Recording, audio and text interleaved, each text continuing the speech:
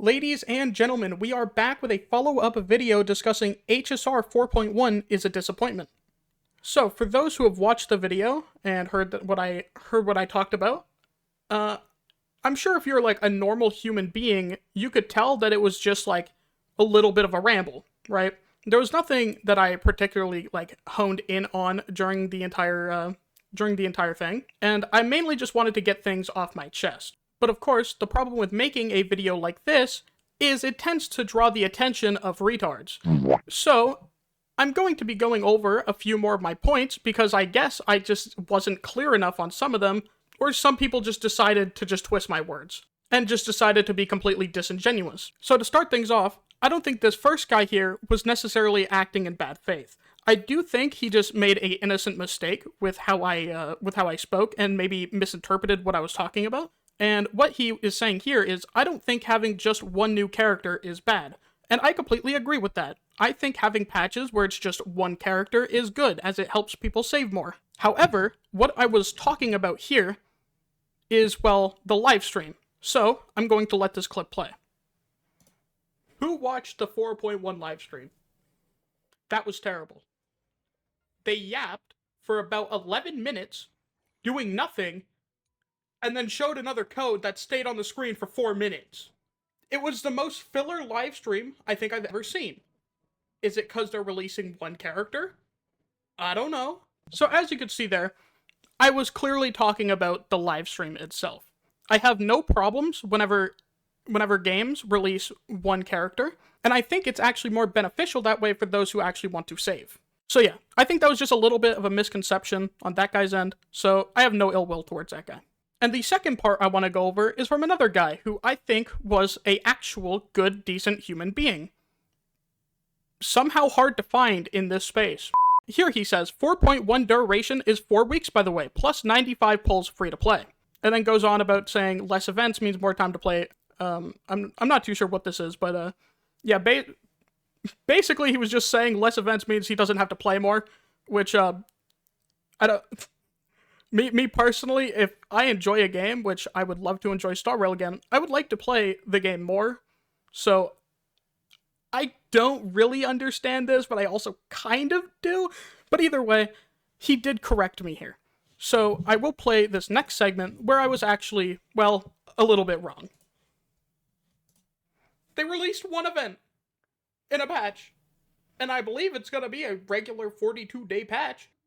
So we're just going to have one event. So I did assume it was going to be 42 days for the patch. However, in hindsight, I should have realized that since 3.8 was extended by 2 weeks, and the anniversary is also coming up, that they'd want this to be a shorter patch to better align with it. So, I will admit fault. I should have realized that this patch was going to be shorter. However, I still don't think that justifies having one event. For the next part I'm going to be addressing, it's going to be talking about the Nova Flare banners. So if you saw my take on the Nova Flare banners, it's that they were completely fucking pointless, and I just don't understand them at all. The reason why is because Firefly and Hua Hua are being buffed, which are already really good units, and then Zila and Welt are being buffed, which are really, really bad units. So it doesn't entirely make sense to me whenever they're trying to fix units that are clearly, well, either don't need changing or don't need fixing, as well as trying to save the ones that were already shot in the head 52 times. Basically, this guy goes on to talk about leaks for the Nova Flare units, which I didn't go over. I literally don't cover leaks, so I don't know why this guy is talking about leaks for well, units that are getting buffed, as if that has anything to do with what I was saying. Whenever I was talking about the Nova Flare buffs being useless, the first people that came to mind was Jingliu and Blade, as I discussed in the video. Their buffs did not help them as much as it should have. All it did was make you have to invest in a completely different team compared to what you would have had to before. Especially for Jingliu, since her scaling changed completely. So yeah, my concerns for the Nova Flare was based on prior experiences. You can say I referenced future Nova Flare buffs that didn't make sense, and by reference I mean talked about how I also didn't see those buffs being useful, but that's about it. I don't look at leak showcases, especially since things can just change drastically. For context, here's the clip. Well, if you've seen the recent people that they're planning on buffing in 4.2, you might want to just do something in Minecraft after seeing them. They're buffing Firefly, Hua Hua, Welt, and Zila. What's the point? What is the point of any of those buffs? What are they gonna do?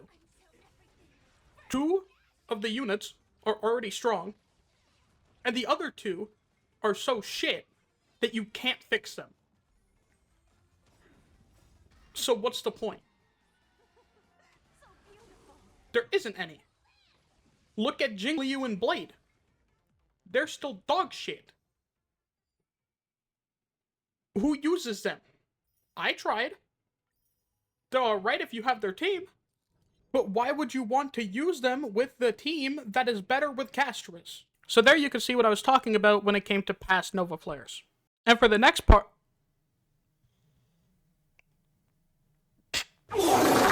And for the next comment, you can see someone whose brain visibly stopped developing at the age of 5. I mean, is it that hard to construct a paragraph? I don't know, bro. Install Grammarly or something. So for some reason, this guy starts off with saying, I have TikTok expectation from a story that has setup patches. I don't really understand that one, whenever the first part was literally 8 to 10 hours long.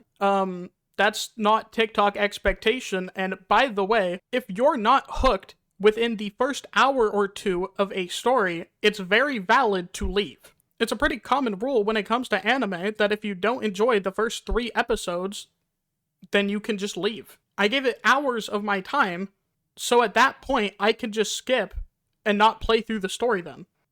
Because it was boring. But because some people won't accept the boring excuse, like the guy up here, I will give a few examples on why it was hard to get into Amphorius at the beginning. For the first half of Amphorius, many of the characters were literally mute. Trailblazer and Don Hung, who are a critical part of the story, didn't have a voice actor. It's pretty hard to engage whenever they're sitting there and not saying anything. But even after Trailblazer got a new VA, it ended up sounding like shit. I don't have anything against the VA himself, but I do think that his voice just doesn't suit Trailblazer. Another thing that was annoying was Mem. The entire existence of Mem made me want to, well, do something in Minecraft. It was alright whenever she actually found her voice, but at first when she was just going memmy mem mem mem mem mem mem mem mem mem mem. No. No, fuck you. Another thing I didn't like was Castris as a character. I liked the type of character she was, but whenever it came to her doing her role as the goddess of death, it wasn't what I expected, and I just ended up not liking it. And for the last main part I'll say is that they can't portray a story for shit. Whenever you're meant to sit through one of the longest quests in gacha gaming, it's kind of annoying whenever they're just sitting there in a circle talking to each other and doing the same 3 gestures over and over and over and over again. That's just not entertaining. Especially for a long period of time. And to clear away this guy's headcanon that Finon in my day is all I took out of Amphorius, no, I literally said in the video that I liked Don Hung's segment in 3.6. So I guess we're just gonna have dementia for that part, and I also enjoyed Cypher as a character. As a matter of fact, she was what made me like Amphorius just a little bit, and enough to not skip the story, whenever at least she's in it. I also have no idea why he's referencing my opinions coming from Twitter and Reddit when that just literally didn't happen. I have no interest in Amphorius' story, so why would I go searching for it on Reddit and Twitter? I guess this is just another part of your headcanon. Good job, bro. And then I guess you try to bat for Hoyoverse by saying that they're popular, and it's one of the most popular gacha games. Good job, bro. That means it's good because it's popular. You're a fucking retard. Unfortunately, if you're gonna have dumb, you also need to have dumber, which is gonna be this guy right here. Basically, this guy said that I said I'm going to stop playing the game because it's boring, and then the very next patch I'm gonna come back and get Firefly. So allow me to put the entire context of the clip because this guy just decided to paraphrase it terribly. Maybe I'll try to come back whenever, like, I don't know, 4.2 comes around. Because I do want to finish getting another copy of Firefly. I do have her E5 right now, so I might just go for her E6. And then, if you just did a little bit of scrolling right here, one. I bought like the battle pass and the monthly pass. But yeah, I don't see it happening. I really don't. Yeah. Yeah. Literally right there. I just said I'm not going to do that. I don't know if it's that hard to open up YouTube's transcript and just like make sure to just type what I said exactly word for word. But I suppose if you want to be disingenuous, then go for it, man. Just do it. And we already addressed this part earlier about how I was saying things that I liked instead of what I didn't like.